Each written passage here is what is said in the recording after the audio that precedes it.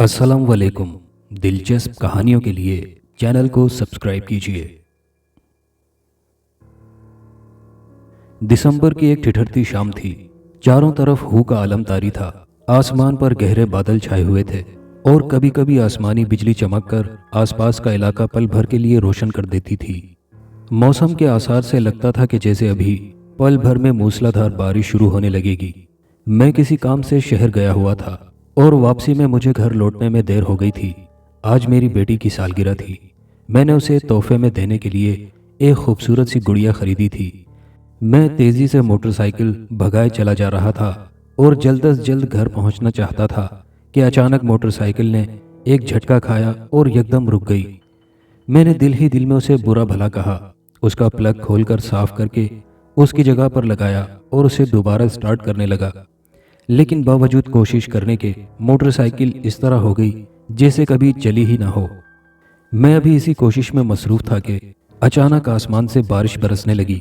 मैं इस अचानक उफ्ताद से घबराकर जाए पनाह ढूंढने के लिए चारों तरफ नजरें दौड़ाईं, लेकिन इस बयाबान इलाके में मुझे कोई ऐसी जगह नजर नहीं आ रही थी जहां मैं बारिश से बचने के लिए पनाह ले सकूं। अभी मैं खड़ा यही सोच रहा था कि एक तरफ से धुआं सा चकराता हुआ मेरी जानिब बढ़ने लगा। मैं खौफजदा नजरों से उसकी तरफ देखने लगा। धुआं दायरे की शक्ल में चकराता हुआ मेरी तरफ बढ़ रहा था और फिर देखते ही देखते उसने मुझे अपनी लपेट में ले लिया। जैसे ही मैं उसकी लपेट में आया तो यूं महसूस हुआ जैसे मैं घूमती हुई चक्की पर बैठ गया हूं और फिर आहिस्ता आहिस्ता धुएं ने मुझे एक तरफ धकेलना शुरू कर दिया।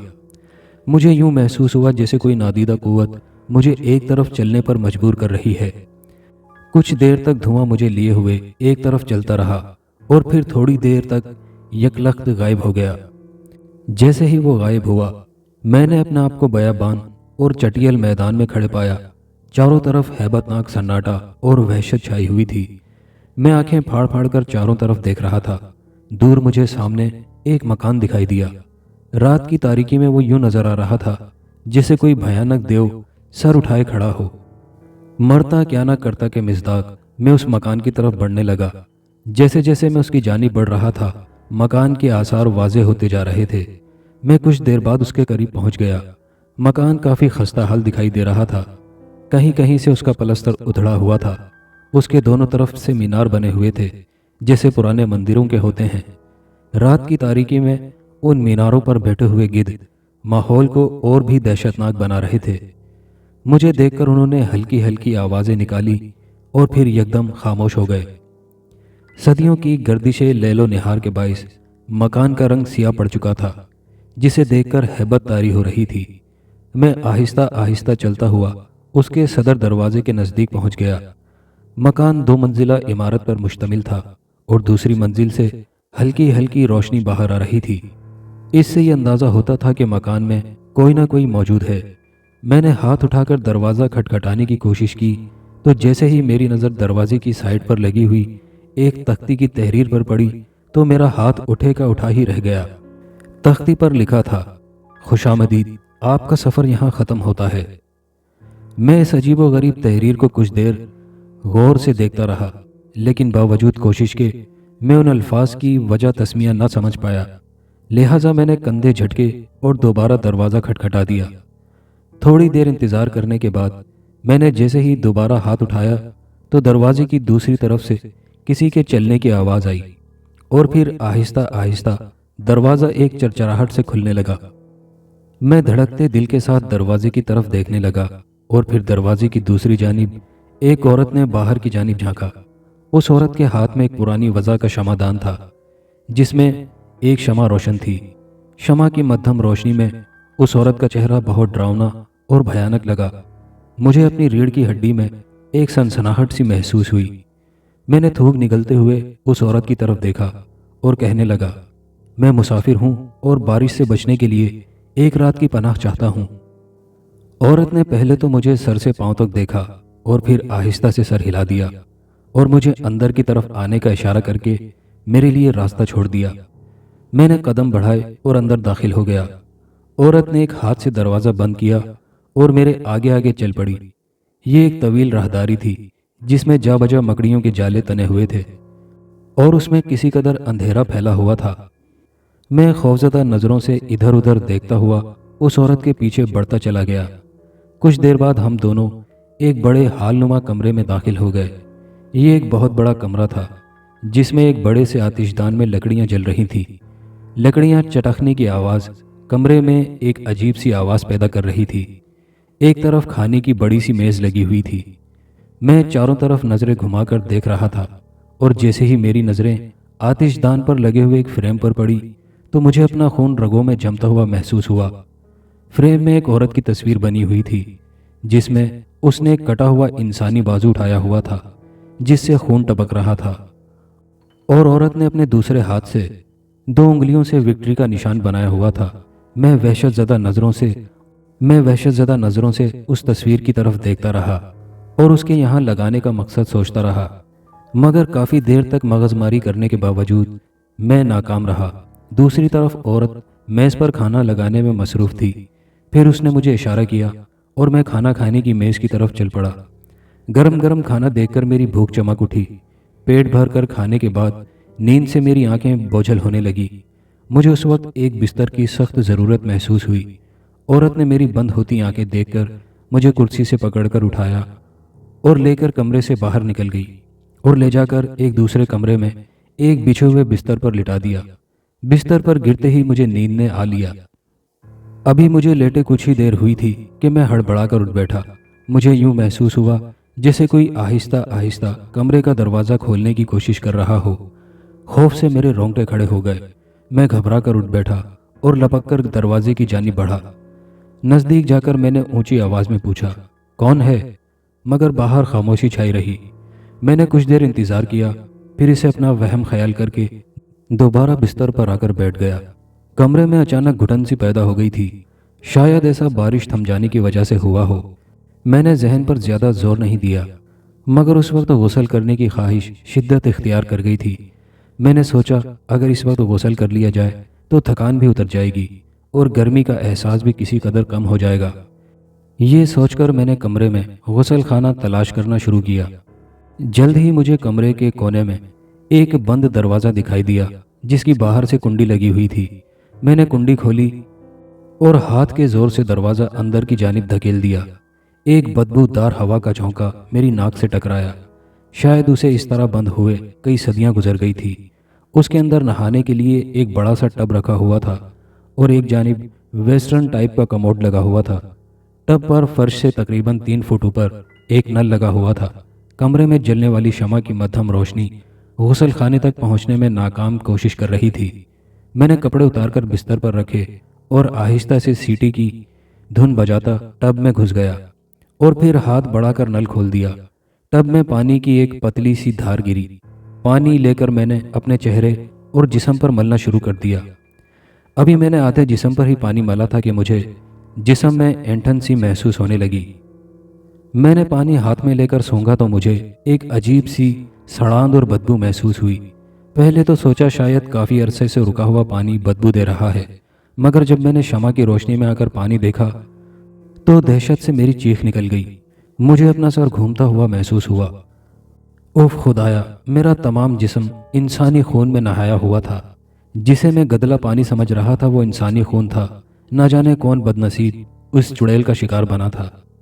آدھی رات کے وقت انسانی آبادی سے دور ایک ویران مکان میں انسانی خون سے غسل کرنے کا تصور ہی رونگٹے کھڑے کر دینے کے لیے کافی تھا۔ خوف سے میرے بدن پر لرزہ طاری ہو گیا اور مجھے رہ رہ کر اس ڈائن کا خیال آ رہا تھا جب وہ مجھے بھوکی نظروں سے دیکھ رہی تھی۔ میں نے بستر کی چادر سے اپنے جسم پر لگا ہوا خون صاف کیا اور کپڑے پہن کر یہاں سے بھاگنے کی تدبیر سوچنے لگا۔ ابھی میں یہی سوچ رہا تھا کہ دروازے کی جانب سے ایک بار پھر آہٹ سی سنائی دی اور دروازے کا تالا آہستہ آہستہ گھومنے لگا۔ میں لپک کر اس کی طرف بڑھا اور چلا کر کہنے لگا، کون ہے؟ دفع ہو جاؤ یہاں سے۔ مگر دوسری طرف پھر خاموشی چھا گئی تھی۔ میں نے کمرے میں رکھی ہوئی چیزوں کو اٹھا کر دروازے کے ساتھ لگانا شروع کر دیا اور اس طرح میں نے کم از کم دروازے کی طرف سے خود کو محفوظ کر لیا۔ میرا سارا جسم پسینے میں شرابور ہو گیا تھا۔ میں نے کپڑے سے اپنے چہرے سے پسینہ صاف کیا اور ہانپتا ہوا دوبارہ بستر پر بیٹھ گیا۔ ابھی میں پوری طرح سستا بھی نہ پایا تھا کہ کمرے کی شمالی دیوار سے ٹھک ٹھک کی آواز سنائی دینے لگی۔ یوں لگ رہا تھا جیسے کوئی وزنی چیز سے دیوار میں سوراخ نکالنے کی کوشش کر رہا ہو۔ میں سانس روکے اس کی جانب دیکھنے لگا۔ میرے دیکھتے ہی دیکھتے دیوار سے ایک اینٹ نکل کر کمرے میں آ گری اور اس میں چھوٹا سا سوراخ بن گیا۔ دوسری جانب سے شمع دکھائی دی اور وہی عورت جس نے مجھے پناہ دی تھی اس کا چہرہ نظر آیا۔ اس کے پیچھے ایک اور سایہ نظر آیا، مگر اندھیرے کی وجہ سے دکھائی نہ دے رہا تھا۔ میں نے اپنے بچاؤ کے لیے ادھر ادھر نظریں دوڑائی، مگر بچاؤ کی کوئی صورت نظر نہیں آ رہی تھی۔ میں جلدی سے غسل خانے میں گیا تو مجھے ایک کونے میں روشن دان بنا ہوا نظر آیا۔ شاید وہ فالتو سامان وغیرہ رکھنے کے لیے بنایا گیا تھا۔ میں نے اچھل کر اس روشن دان کی کنگری کو پکڑا اور آہستہ آہستہ جسم کو اوپر کی جانب سرکانے لگا۔ روشن دان میں خلا سا بنا ہوا تھا جس کے دوسری طرف اندھیرا پھیلا ہوا تھا۔ ادھر دوسری طرف سے اب کمرے میں ملی جلی آوازیں سنائی دینے لگی تھی، اور پھر ایسا محسوس ہونے لگا جیسے مجھے کمرے میں تلاش کیا جا رہا ہو۔ اور پھر وہی عورت غسل خانے میں داخل ہو گئی۔ اس کی نظر جیسے ہی مجھ پر پڑی تو وہ کلہاڑی لہراتی ہوئی میری جانب بڑھی اور کہنے لگی، نیچے اترو، تمہیں اس جگہ ٹھہرنے کی قیمت ادا کرنی ہوگی۔ اس کے خوفناک دانت دیکھ کر میرا خون خشک ہو رہا تھا۔ میں نے روشن دان کے باہر بنے ہوئے خلا میں دیکھنے کی کوشش کی، مگر باہر گھپ اندھیرا چھایا ہوا تھا۔ ادھر وہ چڑیل اب مجھے پکڑنے کے لیے اوپر چڑھ رہی تھی۔ میں نے آخری بار اس کی طرف دیکھا اور دل ہی دل میں ایک فیصلہ کرتے ہوئے خدا کا نام لے کر دوسری جانب چھلانگ لگا دی۔ مجھے یوں محسوس ہوا جیسے میں ایک تاریک کنویں میں گرتا چلا جا رہا ہوں، اور پھر ایک زوردار چھپاکے سے پانی میں جا گرا۔ گرتے ہی میں نے آنکھیں پھاڑ پھاڑ کر اپنے چاروں طرف نگاہ ڈالی تو اپنے آپ کو گٹر لائن میں کھڑے پایا۔ یہ ایک 5 فٹ اونچی اور تقریباً 4 فٹ چوڑی گٹر لائن تھی، جس میں اس وقت گھٹنوں تک پانی میں کھڑا تھا۔ اس ویرانے میں اس قدر بڑی گٹر لائن دیکھ کر میری عقل دنگ رہ گئی۔ شاید کسی دور میں یہاں انسانی آبادی رہی ہو اور اس وقت یہ استعمال ہوتی ہو، مگر اب اس میں کھڑے ہوئے بدبودار پانی سے ثابت ہوتا تھا کہ اسے استعمال ہوئے صدیاں گزر گئی ہوں گی۔ بہرحال میں نے اس کی تاریخ پر غور کرنے کی بجائے اپنے بچاؤ کے متعلق سوچنا شروع کر دیا۔ میرے چاروں طرف گھپ اندھیرا ہونے کی وجہ سے کچھ دکھائی نہیں دے رہا تھا۔ میں نے سر اٹھا کر اس طرف دیکھنے کی کوشش کی جہاں میں گرا تھا، مگر وہاں مکمل تاریکی چھائی ہوئی تھی۔ میں نے آہستہ آہستہ ایک طرف بڑھنا شروع کر دیا۔ میرے اس طرح چلنے سے پانی میں چھپک چھپک کی آواز عجب سا خوف طاری کر رہی تھی۔ میرے کپڑے پانی میں بری طرح بھیگ گئے تھے اور مجھے سردی محسوس ہو رہی تھی۔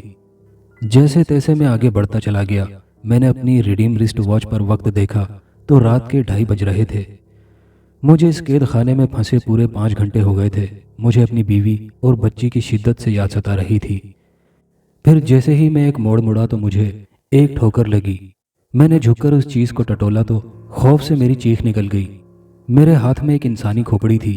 میں نے جلدی سے اسے واپس پانی میں پھینک دیا اور آگے کی جانب تیزی سے بڑھنا شروع کر دیا۔ نہ جانے میں نے کتنے ہی موڑ مڑے، مجھے کچھ احساس نہیں رہا تھا۔ میں اس امید پر آگے کی جانب جا رہا تھا کہ شاید کہیں سے باہر نکلنے کا راستہ مل جائے۔ گٹر لائن شیطان کی آنت کی طرح لمبی ہوتی جا رہی تھی اور آہستہ آہستہ اس میں گھٹن بڑھتی جا رہی تھی۔ آکسیجن کی کمی کی وجہ سے مجھے اپنا دم گھٹتا ہوا محسوس ہو رہا تھا، اور یوں لگتا تھا کہ جیسے کوئی نادیدہ قوت دونوں ہاتھوں سے میرا گلا گھونٹ رہی ہو۔ میں لڑکھڑاتے قدموں سے آگے ہی آگے بڑھتا چلا گیا۔ پھر بہت دور مجھے ایک جگنو سا چمکتا دکھائی دیا اور مجھے ایک امید کی کرن نظر آئی، اور میں دیوانہ وار اس کی طرف دوڑنے لگا۔ جیسے جیسے میں اس کی جانب بڑھتا گیا، جگنو بڑا ہوتا گیا۔ نہ جانے میں نے کتنا فاصلہ طے کیا تھا کہ اب مجھے وہ روشن دان صاف نظر آنے لگا تھا جو دور سے جگنو دکھائی دیا تھا۔ مجھے اپنے جسم میں ایک نیا حوصلہ پیدا ہوتا نظر آیا۔ وہ ایک بڑا سا روشن دان تھا جس سے ہلکی پھلکی روشنی اندر کی جانب آ رہی تھی۔ میں تیز تیز قدم اٹھاتا ہوا اس کے نزدیک پہنچا اور اس کے سوراخ سے اپنی ناک لگا کر تازہ ہوا اپنے پھیپھڑوں میں بھرنے لگا۔ یوں محسوس ہو رہا تھا کہ جیسے میں مر کر دوبارہ زندہ ہوا ہوں۔ روشن دان کے نیچے لوہے کی سیڑھیاں بنی ہوئی تھی اور ان کا اختتام ایک لوہے کے چوکور ڈھکن پر ہوتا تھا۔ میں نے کچھ دیر رک کر اپنا سانس درست کیا اور پھر سیڑھیوں پر چڑھنے لگا۔ آخری سیڑھی پر پہنچ کر میں نے ہاتھ کا زور لگا کر ڈھکن باہر کی جانب دھکیلنا چاہا، مگر ڈھکن مضبوطی سے اپنی جگہ جمع رہا۔ میں نے کچھ دیر سوچا اور پھر اپنے کندھے کا پورا زور لگا کر باہر کی جانب اچھال دیا पूरा जोर लगाने से ढक्कन अपनी जगह से हिला और उसमें थोड़ी सी झिरी बन गई। दूसरी बार कोशिश करने से ढक्कन बाहर की जानिब जा गिरा। मैंने जल्दी से अपना सर बाहर की जानिब निकाला तो बाहर सुबह का हल्का फुल्का उजाला फैला हुआ था। मैंने कोशिश करके अपने जिस्म को बाहर निकाला तो अपने आप को खेतों के दरमियान खड़े पाया। मुझे ये इलाका जाना पहचाना महसूस हुआ। मैं कई बार इस इलाके से गुजर चुका था।